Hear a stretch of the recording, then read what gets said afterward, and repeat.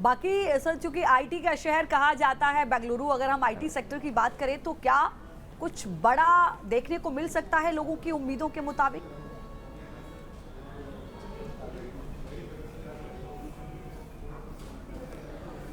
IT sector हमेशा Indian economy के लिए काफ़ी सिग्निफिकेंट रहा है और गवर्नमेंट की जो पॉलिसीज़ रही है वो भी इसको हमेशा सपोर्ट करने की डायरेक्शन में प्रोनाउंस हुई है। बट ये बजट में डेफिनेटली जिसको हम कहते हैं कि this is a very important budget, जो भारत को विकसित भारत हम जो बात करते हैं, जो हमारे prime minister honourable Modi ji का भी जो मिशन है उसमें काफ़ी कंट्रीब्यूट करेगा और उसमें आईटी सेक्टर जो है उसकी काफ़ी इम्पॉर्टेंट पोजीशन है इंडियन इकोनॉमी में।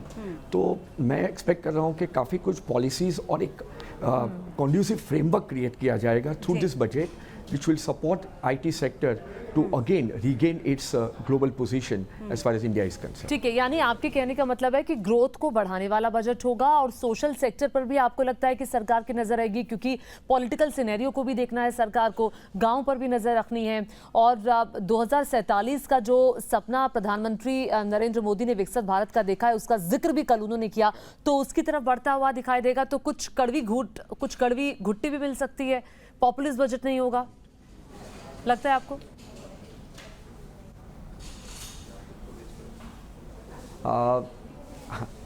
जरूर, बिकॉज बजट जो होता है इज ऑलवेज एक बैलेंसिंग एक्ट होता है between growth driven initiatives and measures which have to, जो फोकस करता है फिजिकल डिसिप्लिन पे, डिजिटल इंफ्रास्ट्रक्चर पे भी फोकस करेगा, तो कहीं पे तो डेफिनेटली कुछ इम्पैक्ट आएगा जो हमारे लिए थोड़ा एब्जॉर्ब करना मुश्किल हो सकता है। बट ओवरऑल ये एक बजट, मेरा मानना है कि भारत को जो हमारा एस्पिरेशन है, जो प्राइम मिनिस्टर मोदी जी का और प्रेजेंट गवर्नमेंट ने जो आत्मनिर्भर भारत की दिशा में भारत को ले जाने का एक मिशन चालू किया है, उसमें काफ़ी कंट्रीब्यूट करेगा।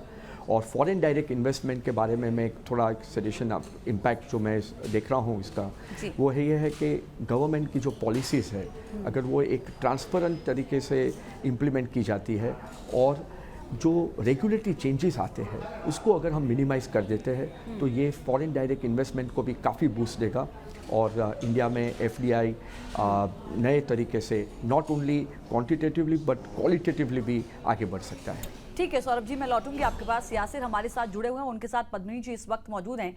यासिर, एक बहुत छोटा सवाल है मेरा, क्या बड़ी चुनौती इस बजट में वित्त मंत्री के सामने ये हो सकती है कि एक ऐसा बजट पेश किया जाए जो महंगाई को कम करे, बेरोजगारी को कम करे, इकोनॉमी की स्पीड को बढ़ाए और हर वर्ग पर उसका फोकस भी नजर आए? क्या वो ऐसे सेक्टर हो सकते हैं, जरा पूछिए, आईटी सेक्टर के अलावा भी और क्या को सेक्टर नजर आते हैं जो इसमें एक बड़ी भूमिका निभा सकते हैं और सरकार का फोकस उन पर रह सकता है?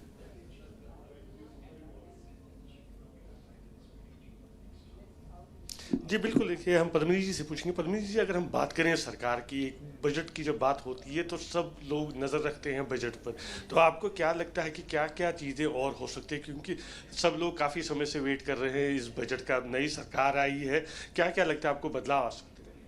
अभी तो जो ग्रीन मोबिलिटी है उसके लिए हम देख रहे हैं कि कुछ तो होना ही चाहिए और वुमेन एंटरप्रेन्योर्स के लिए भी जो एमएसएमई सेक्टर में बूस्ट मिला है तो उसको भी और भी बढ़ावा मिलना ही चाहिए। जो नए वुमेन एंटरप्रेन्योर बन रहे हैं उनको एग्जिस्टिंग बजट जो अवेलेबल सिस्टम है उसके बारे में ज्ञान करवाना चाहिए, प्लस उनके लिए बूस्टिंग इंफ्रास्ट्रक्चर्स वगैरह भी देना चाहिए। जो इकोसिस्टम बनता है वुमेन्स के लिए वो अगर सही मिल जाए तो women will also be progressing in this. अगर हम इनकम टैक्स की बात करें, क्योंकि कर्मचारी जो होते हैं वो हमेशा इस पर नज़र रखते हैं कि इनकम टैक्स की स्लैब बढ़ जाती है या नहीं बढ़ जाती है, क्या आपको लगता है कि कुछ बदलाव हो सकता है? स्टेबल रखें तो बेटर है, क्योंकि अभी जो मिडिल इनकम वाले हैं उनका उन्हीं के ये मानना है कि जो मिडिल इनकम वाले हैं उन्हीं के यहाँ से टैक्सेस प्राइमरीली जाता है, तो अगर उन पे अगर ज़्यादा बोझा हो जाएगा तो फिर उनको सहन करना मुश्किल हो जाएगा। तो कोशिश यही रहे कि एज इट इज़ रखे तो भी बेटर ही है करके। सब लोगों की उम्मीदें होती हैं कि बजट में कुछ ना कुछ राहत उनको मिले, लेकिन सरकार को देखना ये होगा कि देश को आगे बढ़ाना होता है, ग्रोथ भी ज़रूरी होती है। जिस तरह कि हम लगातार कह रहे हैं कि हमें आगे बढ़ना है, 5 बड़ी इकोनॉमीज़ में आना है, कितना मुश्किल होता है सरकार के लिए एक ऐसी बजट बनना जिससे सब कुछ हो जाए। सब, क्योंकि हम लोग अलग अलग इनकम वाले हैं, तो इसके लिए ये ज़रूरी है कि हर किसी इनकम स्लैब वाले के लिए कुछ ना कुछ बनता ही रहना चाहिए।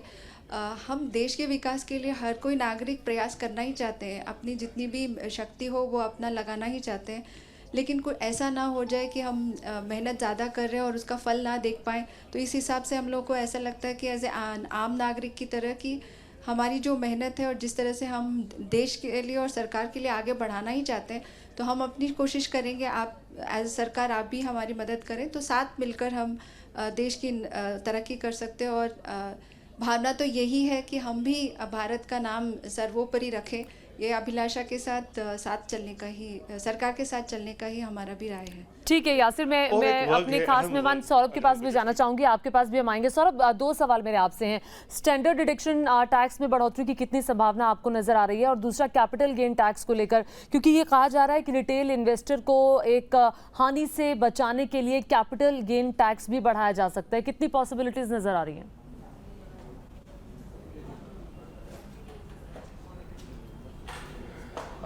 मेरा मानना है कि कैपिटल गेन टैक्स में बढ़ोतरी नहीं होगी, ये सेम रहेगा फॉर वेरियस रीजंस। मैं लुकिंग एट दी ओवरऑल जो अभी करंट टैक्स प्लेटफॉर्म है, कैनवस है, तो मैं ये उम्मीद करता हूँ कि इसमें अभी कैपिटल गेन टैक्स बढ़ाया ना जाए, ये मेरी उम्मीद है प्रेजेंट गवर्नमेंट से। ठीक है, और स्टैंडर्ड डिडक्शन को लेकर आपको लगता है कि कुछ इजाफा होगा?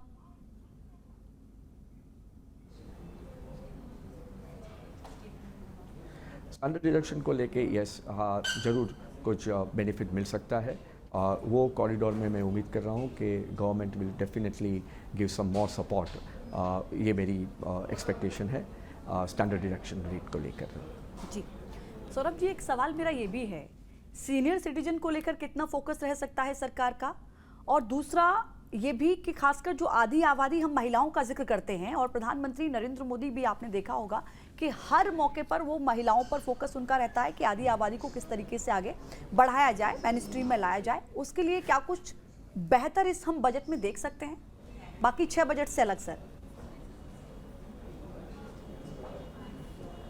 ज़रूर आपने जो भी 2 पॉइंट बताए, दोनों में मैं उम्मीद करता हूँ कि गवर्नमेंट कुछ इंसेंटिव्स, कुछ सपोर्ट सिस्टम प्रोनाउंस करेंगे ये बजट में।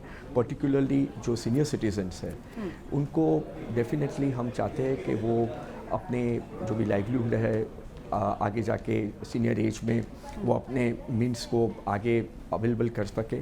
तो उसके कारण गवर्नमेंट डेफिनेटली जो इंटरेस्ट रेट वगैरह है उसमें उनके इन्वेस्टमेंट पे एनहांसमेंट दे सकती है। और जो वुमेन की बात है, डेफिनेटली ये जो हमारे लिए कॉरिडोर है, अगर हम ये वुमेन सिस्टम के साथ में अगर इनको हमारे मेन स्ट्रीम के साथ जुड़ सकते हैं in terms of job opportunities, in terms of disposable income, I think that will be बहुत ही अच्छा रहेगा ये भारत को आगे बढ़ाने के लिए। क्योंकि हमारा जो वुमेन पॉपुलेशन है, हम अर्बन एरिया में देखते हैं कि काफ़ी लोग आगे एडवांस है, बट जो रूरल पॉपुलेशन है उसमें हमें उनको मेन स्ट्रीम के साथ जुड़ने की काफ़ी ज़रूरत है। और ये तभी हो सकता है जब गवर्नमेंट कुछ इंसेंटिव्स या तो कुछ सपोर्ट सिस्टम लाती है जो उनको मेन कॉरिडोर जो है इंडियन इकोनॉमी का, उसको इनडायरेक्टली या डायरेक्टली अच्छी तरह से जुड़ पाए। न्यूज नेशन अब व्हाट्सएप पर खबरों के ताजा अपडेट के लिए न्यूज नेशन के इस QR कोड को स्कैन करें।